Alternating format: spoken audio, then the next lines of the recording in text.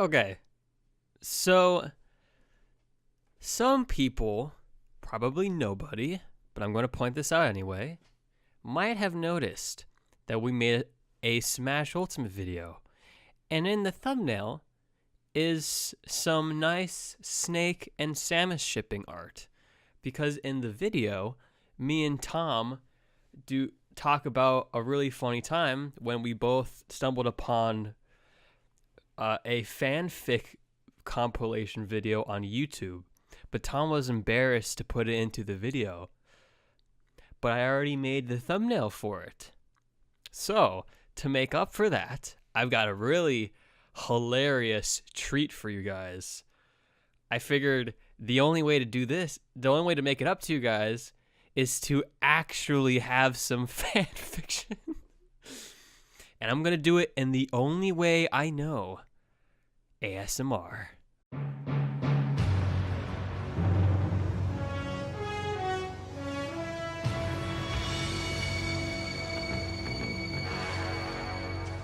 Hey, it's me, Noel. Today, I'm going to read you the story titled Close Encounters. An intense fight was taking place on the battlefield. So intense the current leader of the battle seemed to alter within a matter of seconds.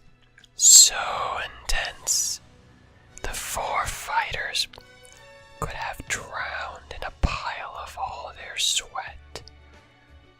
So intense, all of them were completely oblivious to the spectator, partially peeking out of the green bushes alongside of the battlefield. Or maybe they didn't notice because of the spectator's brilliant camouflage, which was a mere cardboard box. Solid Snake peered through a small box in his disguise. This brawl seemed endless, but as a secret agent, he was accustomed to waiting and hiding for the perfect moment. Timing was everything. When he felt the opportune moment had come, he'd pop out in the nick of time. What was he waiting for, you ask? Here's a hint. It was one of the four smashers engaged in the fight. Among them was Yoshi. Yahoo! Snake had mentioned wanting to eat one in a codec call, but he wasn't really going to do that. Secondly was Ganondorf, who gave it Snake the creeps. Ike was the third. Snake was smart enough to not want to speak up on him, given that it was quite possible Ike would cream him with his heavy, powerful blade. I fight for my friends. And lastly was the bounty hunter, Samus Aran. Now take a wild guess as to what his motive was. Samus was exactly the type that caught his interest. She was in her own league. Between her bulky suit and her training with the Chozo, she had developed strength surpassing that of any human being. As Mei Ling had informed him, she was a woman of few words, which only allured him to her even more. Of course, she hadn't even spared him a glance before, but Snake was determined to change that all today. After all, who would dare resist his charm? A loud cry informed him that Ganondorf had lost his last life. 3 fighters remained. Anticipation built it up in Snake's body. What added to this was the sight of a final smash ball floating around the stage. He had hoped Samus would hit it, and not just so he could see her in her blue figure-hugging suit. Not at all. He had other reasons, they just weren't coming to him. Seconds later, a missile collided with the final smash ball.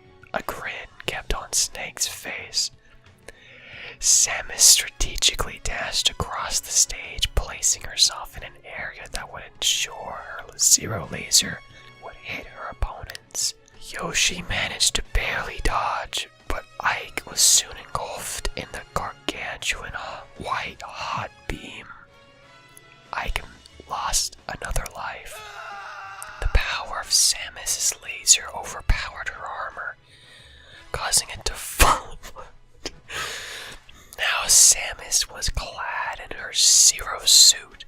Snake smirked again, this time his lips spreading a little wider. Not much longer, he thought. Samus passed by the bush Snake was so stealthily hidden in. She couldn't describe it, but she felt something, like another person's presence. For a moment, she was froze in her tracks, scanning the area for anyone besides her two remaining challengers. It seemed as if she was now totally unaware of Ike and Yoshi, as normally she would have immediately sensed the two coming from behind. This time she didn't. Her body went flying off the stage as Ike's sword slashed her back. The blow was so potent she was unable to recover. Now, all three of them had one life each. Snake's brow furrowed, puzzled by what had Samus so distracted earlier. Yoshi's tongue attached to Samus, imprisoning her in an egg seconds later. Samus wriggled her way and struck Yoshi with her plasma whip. Above her, Ike seemed to be gaining speed as he planned to attack either one of his two fighters. Quickly, Samus rolled out of the way before using her paralyzer on Yoshi. After he landed, Ike saw his chance and attacked Yoshi. Their skirmish went on while Samus ran to obtain the Maxim tomato. On the other side of the stage, "It's showtime," Snake muttered under his breath. And in record time, Snake jumped out from his secret place and firmly grasped Samus's shoulders, which incidentally led to both of them falling over. His body ended up on top of hers. Snake certainly didn't mind it. Samus did. "Mind me asking why in the world you're on top of me?" Samus asked in a vitriolic tone. Close contact wasn't exactly one of her favorite things. That was one benefit of her armor. It ensured that she had some personal space. "Well," Snake said, "I was told no human could catch up to you, so I had to find my own way of catching you. And now your body weight is on me. Are you satisfied?" Snake suppressed his urge to say yes. "I did succeed in my mission, if that's what you're getting at. Well, I give you my warmest congratulations. As a prize, I won't ask you to move, even though you're probably crushing my organs. With a body like that, I doubt it." Samus wasn't sure if she'd be flattered or offended. The former seemed more probably, as her cheeks flushed. Arguably, that was from all the activity from the fighting. This person doesn't know how to write. Ike and Yoshi were still on the stage, despite both of them had a high amount of damage. They could sense some sort of chemistry between the two. They glanced at each other, the couples, and at each other again. Ike onto Yoshi's back and rode away somewhere. Samus didn't notice the other two had left until the announcer declared Samus the winner of the match. That was when Snake finally got off her back. Her left brow ascended in confusion. Where did Yoshi and Ike go? Snake wrapped an arm around the blonde warrior. "I wouldn't worry about them now. All that matters is you've won, and it's all thanks to me." Slap!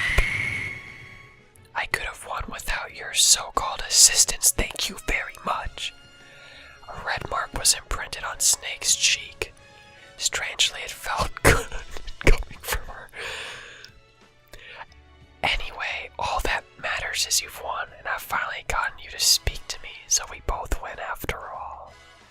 You want to celebrate our victories? She asked, partly with sarcasm and partly with sincerity.